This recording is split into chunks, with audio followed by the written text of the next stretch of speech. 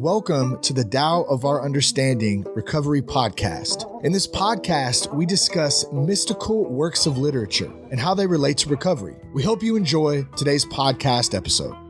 Hello, this is Buddy C. Welcome to the Tao of Understanding Recovery Podcast. Today we have Brian and Drew and Lou. Good to have you guys today. Before we get started with our story, let's talk about a couple of resources. I would first like to talk about, we have a nightly AA meeting that's been going since, the first of the pandemic. It's still going strong, meets every night at 9 p.m. Eastern. The link for that meeting is zoomaameetings.com. That URL will take you directly to the Zoom link. You have to log into your free Zoom account for authentication. There is no password, but that's every night at 9 p.m. Eastern. So I wanted to share that with you guys. It's the Fourth Dimensioners, the name of the group, and that is every night at 9 p.m. Eastern. If you guys ever want to check that out. Actually, myself and Scotty M, that's come to some meetings in the past, we host and co-host on Sunday nights at 9 p.m. Eastern. So if you're ever there on Sundays, make sure and say hello. We have a lot of other resources at buddyc.org, so check that out when you can. Some things there could benefit you or a sponsee, or maybe your sponsor could even benefit. Drew, you have a God moment for us today. We're going to start trying to do one of those every week. Some synchronicity moment that was beyond our control that we noticed. You have one for us, Drew? Yeah, and I really noticed it when it was happening, so thanks for bringing this up every week. It makes me a little more cognizant of it. Yeah, a few days ago, I woke up and it was just pouring raining, so I knew it would take me longer to get to work than usual. So I showered, got dressed, went out the door pretty much immediately. And when I got to work, I realized I hadn't brought any lunch. And we're in the middle of a huge industrial park. There's nothing around. Not even a Subway or anything. Vending machine has like Funyuns and M&Ms. I'd feel better at the end of the day if I ate nothing rather than just vending machine junk food. So I was like, I'll be hungry, but that's fine. And about noon, I went into the break room to get some water, and there were some people in there setting up a baby shower. There were balloons and gifts and decorations. So I just went up to them and told them how pretty it looked and hope they enjoyed it. I didn't know them. They're in a different department than me. I don't know them at all. Faces look familiar, but we don't know each other. And about an hour later, I came back to get some water, and one of them came up to me and said, "Hey, we've got some extra food. Do you want some?" And I was like, "Yeah." You read my mind of all the days to ask me if I could help you get rid of some food. Today's the day. And I went over there, and they had potato salad and egg salad and pasta salad and fruit salad, all the salads, some little veggies and chips and guacamole, which was a really pleasant surprise. I was expecting just cupcakes or something. So I had a really good lunch. It was really nice to get offered that lunch from people who don't know me. I didn't say anything about not having lunch or being hungry or anything. I wasn't giving them puppy dog eyes. It was just really nice. And it's not like we have baby showers in there every day. That's the first day I can remember seeing something like that in there. On the one day I forget my lunch, I get offered free lunch. And that was a really nice little moment of synchronicity. Plus it filled your belly. Filled my belly, yeah, with more than junk food. Drew, it's amazing to me, and a lot of times it's in these simple little things. It be in the big things too, but that surprises me more when I see it in the smaller things of life. So that's good. Thank you, Drew. Mm-hmm. All right, today we're going to take a little different approach. We talk about normally some Taoist literature, primarily the Tao Te Ching with the 81 verses. We've gone through it. We've gone through Chuance's book, which we're going through now. I think we've gone through a portion of it before. We've done some of the Wensa. But I want to venture out and use a story from the Bible today. Don't think it's going to happen often, but this really is applicable to something that we talk about a lot, which is the difference between wisdom and knowledge, the difference between learning and unlearning. There's a quote before we read, and Lou's going to read for us, and I appreciate that, Lou. Okay, this is verse 48 from J.H. MacDonald. It's the first couple of lines. The one who seeks knowledge learns something every day. The one who seeks the Tao unlearns something new every day. So the one who seeks knowledge learns something new every day, and the one who seeks the Tao unlearns something new every day. And we've talked about this. I think one of the main themes of Taoist thought is this idea of moving from head knowledge to heart knowledge, moving from the words in the book to can we see the experience from the writer. And I think this story, I want to share the story with you and some things I've been seeing in this, and hopefully we can have a good conversation that'll help us see this a little clearer. Lou, you going to read for us today, sir? What you going in a New American Standard? And the story of the prodigal son is in Luke 15, and we'll read Luke 11 through 32, please. Okay. And this is Jesus talking, and he said, a certain man had 2 sons, and the younger of them said to his father, give me a share of the estate that falls to me. And he divided his wealth between them. And not many days later, the younger son gathered everything together and went out on a journey into a distant country. And there he squandered his estate with loose living. Now, when he had spent everything, a severe famine occurred in that country, and he began to be in need. And he went and attached himself to one of the citizens of that country and sent him into his fields to feed swine. And as he was longing to fill his stomach with the pods that swine were eating, no one was giving anything to him. And when he came to his senses, he said, how many of my father's hired men have more than enough bread, but I'm here dying with hunger.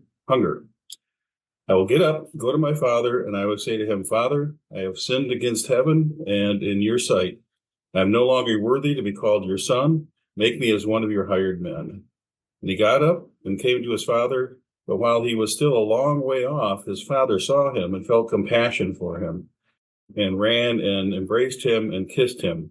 And the son said to him, Father, I have sinned against heaven and in your sight. I'm no longer worthy to be called your son. But the father said to his slaves, quickly, bring out the best robe and put it on him, and put a ring on his hand and sandals on his feet. And bring the fattened calf, kill it, and let us eat and be merry. For this son of mine was dead and has come to life again. He was lost, and he's been found, and they began to be merry. Now his oldest son was in the field, and when he came and approached the house, he heard music and dancing. And he summoned one of the servants and began inquiring what these things might be. And he said to him, your brother has come, and your father has killed the fatted calf, because he has received him back safe and sound. But he became angry and was not willing to go in. And his father came out and began entreating him. But he answered and said to his father, look, for so many years I've been serving you, and I've never neglected a command of yours, and yet you have never given me a kid that I might be merry with my friends. But when this son of yours comes, who has devoured your wealth with harlots, you killed the fattened calf for him. And he said to him, my child, you have always been with me, and all that is mine is yours. But we have to be merry and rejoice, for this brother of yours was dead, and he has begun to live. He was lost, and he's been found. Thank you, Lou. Buddy, this is emotional for me today, and one of those God moments, because We have a family member that was recently re-jailed and is very bitter towards his mother and I, and attacking us rather than celebrating that we would welcome him back and are loving towards him. So it's very much like this story. And that's why I got choked up a couple times reading it. And there's a lesson for me to learn today as we talk about this. So I appreciate the opportunity to try to read it. Thank you, Lou. I had no idea of that. Right. How many times have we read a story we've never? That's another moment in itself, isn't it? It is. Let's start from the beginning, and I want to just go through the story. And as we talk about it, I see one of these brothers as being the book knowledge, self-help, work harder, do better brother. And the other reminds me of recovery. They have an itch they can't scratch. They want it and they want it now. And then they have a bottom. They come to their senses, and there's a restoration, a true restoration. I don't know. In my head, I always thought that the older brother was the one that we were to model. That if you had a model after the two, the older one was the one that. But when I read it more, and after listening to the one brought this to my attention was Marshall Davis in his podcast, The Tao of Christ. He was talking about this story and sharing a little different light than what I remembered it. But let's see how this lines up and how we can, what it can speak to us. I did do a little study on this. I'm just going to FYI because I read it and then looked at some different meanings of things. Okay, I'm reading the NIV, and you guys just let me know when you have a comment. So we have there's a man with two sons. Now, when the younger one came to his father and he said, "Give me my part of the estate," the culture at that time, you did not do this. You got your estate when your father, whatever came to you when your father passed. So, in effect, what he was saying was, "I wish you were dead. You're dead to me." So, this is very selfish on the part of the younger son. And also, from what I read, the division, the older brother would be the one that would take care of that, not the father. And it doesn't look like he was involved at all. So we got some anger and resentment from the beginning on the part of the older brother. So the younger son took what he had and left to a distant country and used up all of his wealth on riotous living, whatever that would mean. That would mean all of the above, right? What is that? I heard a guy that won the lottery and he was on something. He said, "I'm going to spend a good portion of this on wine, women, and song, and then the rest I'm going to go out and squander." I'm like, "Oh, okay." I know what he's saying. Yeah, so he found himself in this distant country, out of money, a severe famine, and the fact that he was hired to feed pigs, which were unclean or unclean to the Jews, probably one of the lowest jobs you could possibly have is to feed the pigs. And he was in such a state of starvation, he wanted to eat the pig slop. So this was his bottom. All right. He said, he came to his senses. This was his point of surrender. Okay. He said, "Hey, my father's slaves they're not starving. Maybe I could go back and mend my relationship with my father, tell him I've sinned against heaven and against you, and I'm not worthy to be called your son. Make me like one of your hired men." That sounds reasonable. So he got up and went. So he's approaching the house, and his father saw him far off, and he was filled with compassion. Now, the father had compassion from the beginning for even giving him his part of the estate. And it says he ran to his son. Now, that's a sign of humility from what I can see in the story. that the father showing compassion, he ran and he threw his arms around him. They had a big party and he made his amend. Father, I've sinned against heaven and against you. I'm not worthy to be called your son. And he had a celebration that his son was home. And it says that for this son of mine was dead and is alive again. He was lost and is found. So they begin to celebrate. Meanwhile, now the older son, he was in the field. He was working. And he came near the house, saw what was going on, and he was angry when he found out what was happening, and he refused to go into the party. So the father came out and pleaded with him. So the more humility and compassion on behalf of the father, he came out and pleaded with him. And he said, look, for all the older brother became angry and refused to go in. So the father went out, but he answered his father, look, all these years I've been slaving for you and never disobeyed your orders. The older son was all about working harder, doing better, which was part of what he was supposed to do, but his relationship with his father, he thought he was worthy on the basis of working harder, doing better, not on the basis that he was his son. Mentioned nothing about that. And he says, yeah, you never gave me a young goat to celebrate with my friends. And he says, when this son of yours, not my brother, he don't call him his brother, he calls him this son of yours, has squandered your property with prostitutes, comes home, you have a celebration, you kill a fatted calf. And the father, of course, says, you are always with me, and everything I have is yours.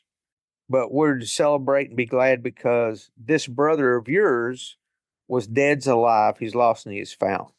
So in reality, the older brother was lost, right? Not the younger brother. In the end, we see where the older brother is in this story. Let's say we have a wealthy guy. I'm just going to do a little story here. Okay, he's wealthy, very successful, maybe wrote a biography, he's well known, and he has two sons. One son says, I want to learn what I can about my father. So he gets on the internet and looks up all kinds of things. He buys his biography. He does all this books he's wrote, whatever the case, and just studies all about him. He could even work for the father somewhere, but his way of getting to know his father better was through reading everything he could about him. And then the second son just goes and spends time with the father. He doesn't read a bunch of stuff. He doesn't have an agenda with the father. He just goes and spends time with him. Who knows the father better? The one that's full of head knowledge or the one that spends time with him? It's the one that spends time with him. That's pretty clear. But yet, how do we approach our spirituality? Okay. Do I come from a place of book knowledge with my spirituality? Do I read everything about God or in AA? Let's do an AA. I go to meetings, I work the steps, and I start reading all these AA books that are out there. They're everywhere. Okay. That didn't do anything for me. And it took 5 years before I finally was feeding the pigs, more or less. And I came to myself, which means I surrendered. I just couldn't do it anymore. I've got to go back to the Father, if you want to use that kind of verbiage. And the way I do that in daily life now is through meditation for me, is sitting with rather than trying to figure it out in my head, just being with instead. I am here is one affirmation that I use. Even another Bible for this would be still and know that I am God. Be still. Be still and know that I am God. Be still and know. Be still and be. Drew? Yeah, the thing I thought of just now was if you want to learn how to ride a bicycle, you could read all the books you can think of, all the books you can find on how to ride a bicycle, or you can just get up on it and start trying. And, which way is going to lead to you being able to ride a bicycle quicker and better? reading and reading and reading and reading, or just getting up on it and giving it a shot. That's with anything, isn't it, Drew? It's like trying to describe how a strawberry tastes. You can't. You just got to taste one. Words are inadequate. And anytime I think the words are the solution, the words are pointing to something. It's like the finger pointing at the moon. It's like the finger pointing at the moon. If I think the words are the important part, it's what are the words telling me? What is the person who wrote the book? What of their experience can I absorb that I can glean from this book? It's not about the formulas. That's why if I say this walk is more about relationship, that kind of doesn't make sense in some ways. But in the idea of being with life rather than learning what we can to control, that's different. I think I have to be careful too as to some of my expectations. I've mentioned before at my Zen meeting that I go to once a week, book study, all those Zen teachers talk about not, it's not about reading, it's about sitting, but we're reading a book about him talking about. And I asked my friends there, everyone more or less has a daily sitting practice. And I asked if did anyone have a long running time that they'd been months and years, a lot of them. Have you just ever considered skipping a day? Oh my God, we can't do that. So if you've got some ego involved in this goal of this pride, and I've meditated ever how many days in a row, there might be something to look at there. Are we becoming the big brother in regards to what we're doing instead of being the surrendered little brother? And I can approach any kind of spirituality, anything in life that way. Drew?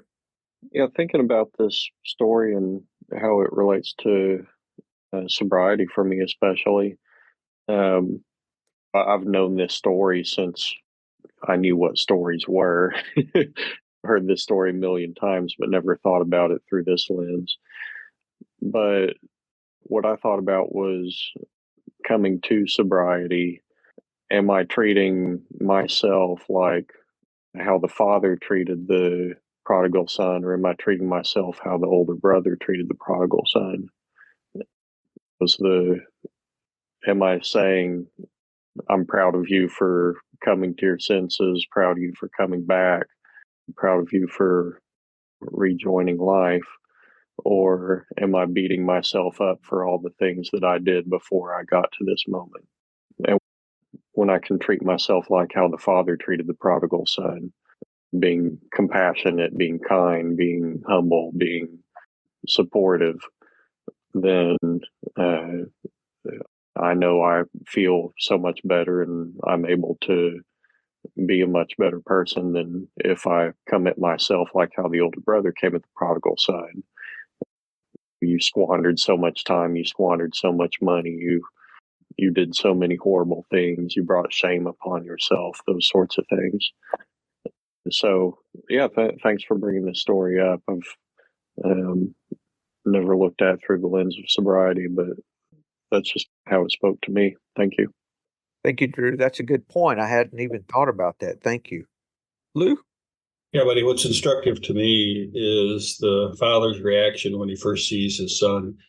He didn't know at that time that the son was sorrowful, that he was humbled, that he'd made a mistake. He didn't know that yet. He ran to him, rushed to him with open arms, not because he was coming back saying, "Oh, I screwed up. Will you forgive me?" Just because he was coming back. Even greater compassion than we had even talked about. I hadn't thought about that. Thank you, Lou. This is the 64th verse of the Tao Te Ching. This is the Stephen Mitchell translation. What is rooted is easy to nourish. What is recent is easy to correct. What is brittle is easy to break. What is small is easy to scatter.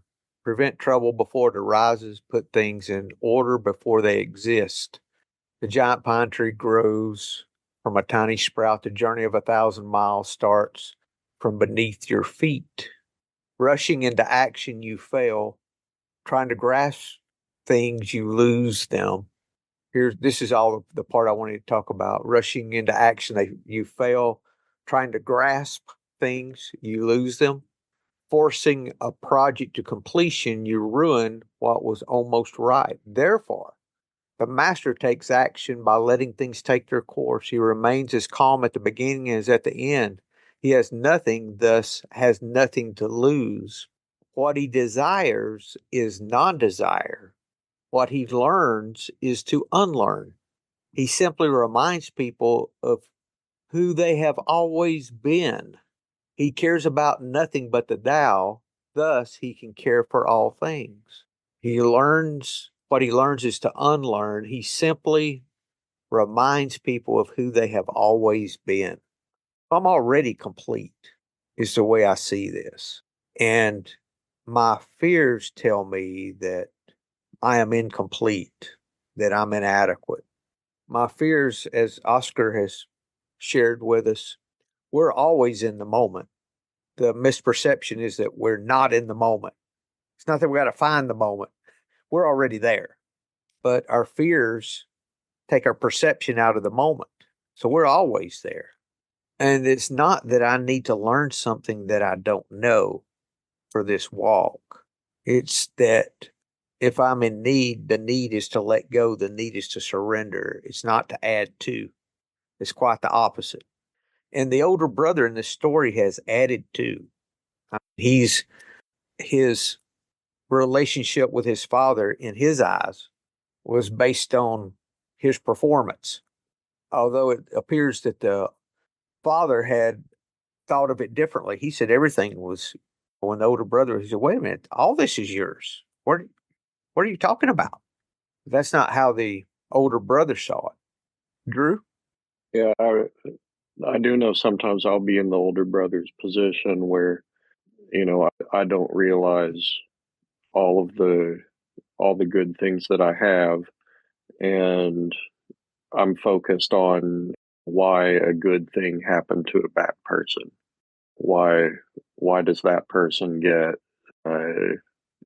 forgiveness? Why did that person get a promotion? Why did that person?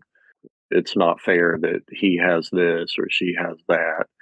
Instead of just remembering how good I have it, and how I have not only enough, I have more than enough. Yeah, hopefully I can catch myself being that older brother a little quicker when it happens. Well, Drew, what's the sign here of the older brother was the anger. Yeah. That's how the older brother responded. So I think for me in recovery, that would go back to if I'm disturbed in some way. Resentments. Yes. Any way I'm disturbed. If it's resentments, if it's any kind of anger, just any kind of disturbance at all, that's a real red flag for me that I may not be right sized about things. The whole purpose for putting the big book out in the beginning was there were 2 meetings at that time. And they put the big book out to help people get sober. That's not normally now. They would send the big book and say, read this for them to get sober on. That's why it's got the experience in the front of the book and of all of they say first 100, but it was a lot less than that, I think, from what I understand, that were actually involved. Mostly written by Bill and a little bit by, I think, to the employers was Hank Parkhurst, I think was the guy's name. But they had things that were discussed in the groups. But the whole point was to give the tenets of the program through their experience. And the end of the book, the rest was the stories of how everyone got sober, all their experience, strength, and hope that they had. So it was just like going to a speaker meeting. So that was really the original purpose of the book.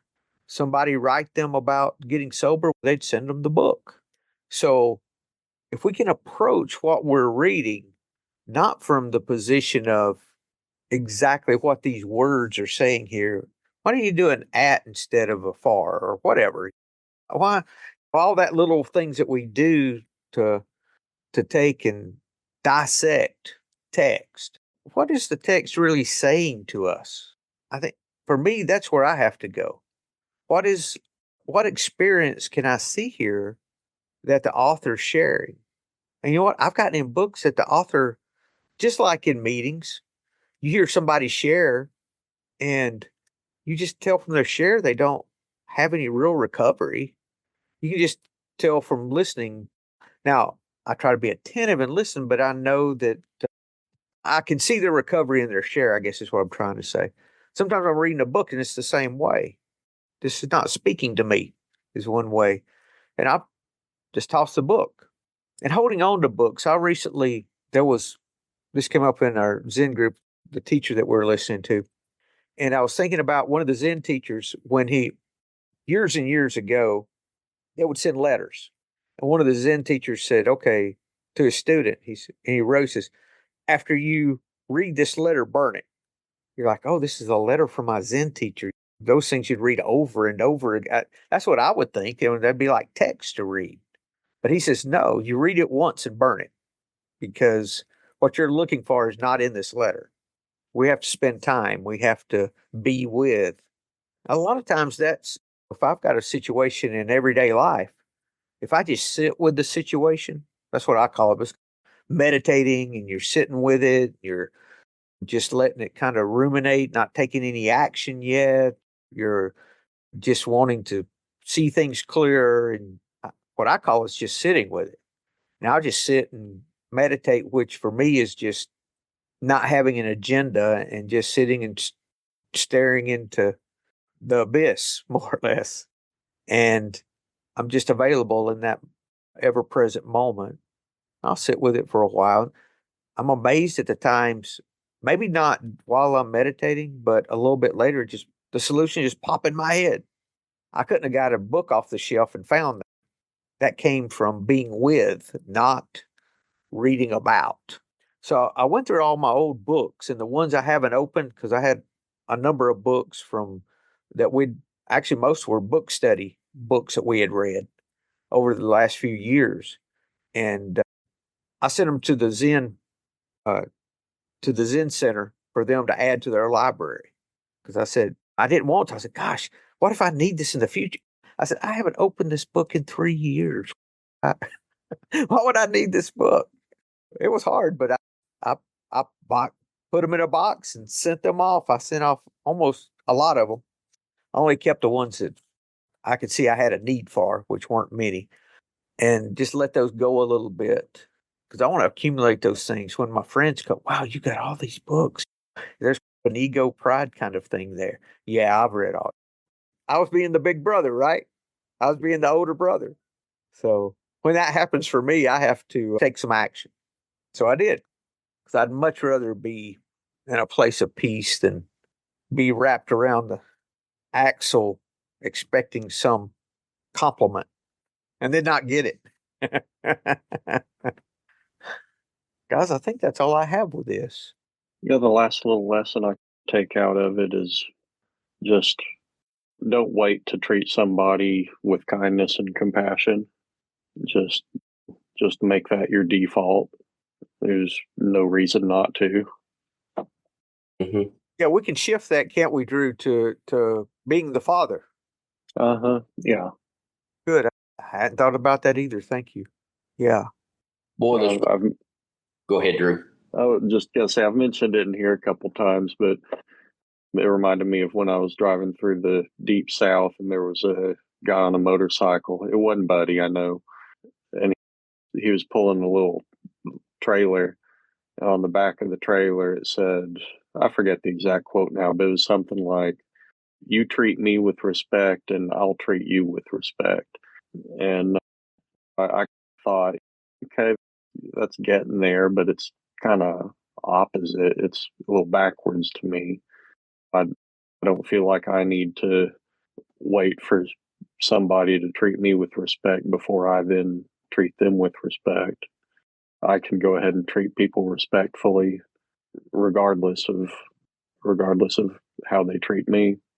Drew, is it verse 79 that talks about someone has to risk injury for kindness? You know, someone has to take that risk and show compassion first, right? Yeah, sometimes you got to turn the other cheek. Boy, this one really gave me something to think about. Really? Yeah. I won't get too far in the weeds. I feel like I probably owe you a copay. But a little joke there, but I don't want this to be a therapy session. But yeah, I can definitely relate to.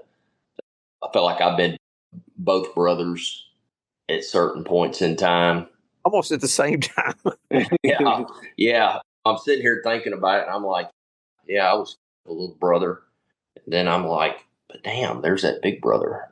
I've been there. And Can we be the father? yeah. I feel like I'm the father now, trying to be.